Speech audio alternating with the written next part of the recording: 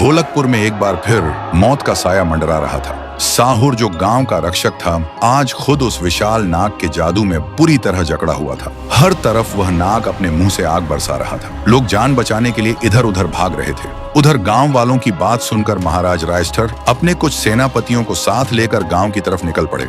फिर गांव पहुंचते ही सेनापतियों ने उस विशाल नाग को चारों तरफ से घेर लिया और लगातार उस पर वार करने लगे, लेकिन किसी का भी वार उस नाग पर असर नहीं कर रहा था। तभी उस नाग ने एक ही झटके में सबको दूर पटक दिया। यह देखते ही महाराज रायस्टर समझ गए यह कोई आम नाग नहीं। फिर वह गुस्से से गरज कर बोले, कौन है तू और ढोलकपुर की इस पवित्र जमीन पर तेरा क्या काम है?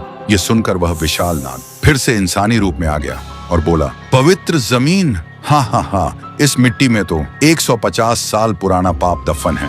150 साल पहले जब गांव वालों ने साहुर पर चोरी का इल्जाम लगा के उसे सूखे पेड़ पर उल्टा लटका के तड़प तड़प कर मरने के लिए वहीं छोड़कर चले गए थे, तब एक काला जादू करने वाला तांत्रिक वहां आया था। फिर वहीं से उसने साहुर का टपकता हुआ खून एक मिट्टी के बर्तन में इकट्ठा किया और वह तांत्रिक एक कब्र खोदकर एक सड़ी हुई लाश का कंकाल निकाला। फिर उस कंकाल के ऊपर एक सांप रखा और उसी कंकाल और सांप पर साहुर का खून चढ़ाया और साथ साथ भयानक काले मंत्रों का जाप करने लगा। और इसी तरह साहुर के खून और उस काले जादू से मेरा जन्म हुआ। लेकिन पैदा होते ही मेरी भूख आग की तरह जल रही थी, इसलिए मैंने मुझे पैदा करने वाले उसी तांत्रिक को ही जिंदा निगल लिया। उसके बाद मैं गहरे समुद्र के अंधेरे में चला गया। लेकिन 150 साल बाद मेरी भूख फिर से लौट आई है और जब मैं ढोलकपुर आया तो देखा यहाँ का रक्षक बनकर साहुर खड़ा है। देखते ही मैं समझ गया था कि जब तक ये ढोलकपुर का रक्षक है मेरी भूख कभी नहीं मिटेगी।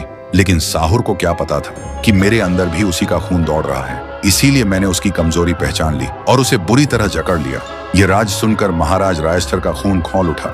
उन्होंने बिना एक पल गंवाए अपनी तलवार उठाई, लेकिन तभी वह शैतान विशाल नाग का रूप लेकर सीधा रायस्टर पर वार किया। उसका वार इतना जोरदार था कि महाराज रायस्टर हवा में उड़ते हुए दूर जाकर गिरे। उनका शरीर अब बुरी तरह जख्मी हो चुका था। उधर साहुर अभी भी उस काले जादू की जकड़ में तड़प रहा था। उसके अंदर अब भयानक दर्द उठ रहा था। साहुर लाचार था, उसकी आंखों के सामने उसका गांव जल रहा था और महाराज रायस्टर हार चुके थे।